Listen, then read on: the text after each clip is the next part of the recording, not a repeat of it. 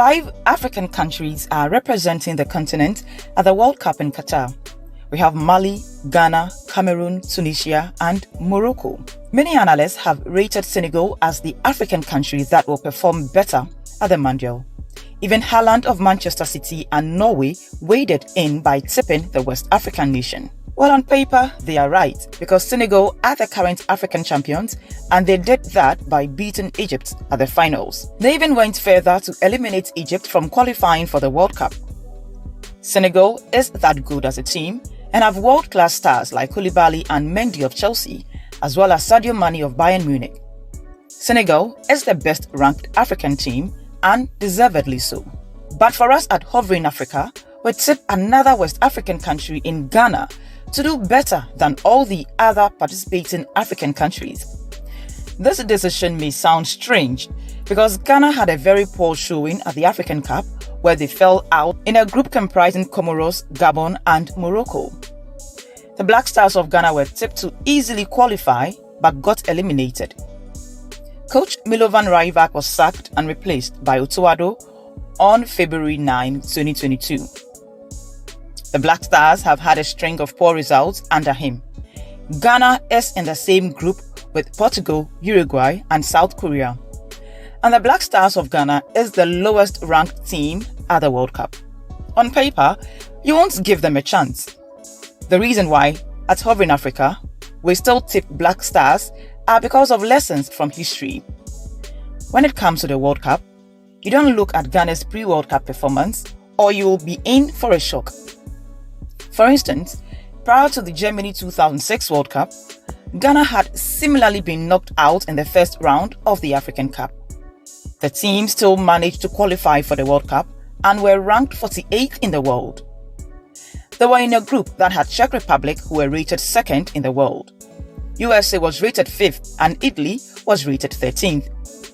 Bookmakers and even people back in Ghana did not give them much chance, but they managed to qualify from the group stage with eventual winners, Italy.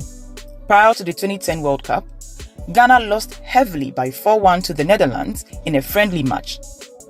Confidence in the team was low, but they made it to the quarterfinals. We can go on and on and on. The bottom line is that never use Ghana's pre-World Cup performance against them. Their losses are rather a blessing in disguise, as it rather motivates them to prove doubters wrong. Another reason is that Ghana has an array of talents in the team. They have real ballers. From defense to attack, each man is a ball juggler.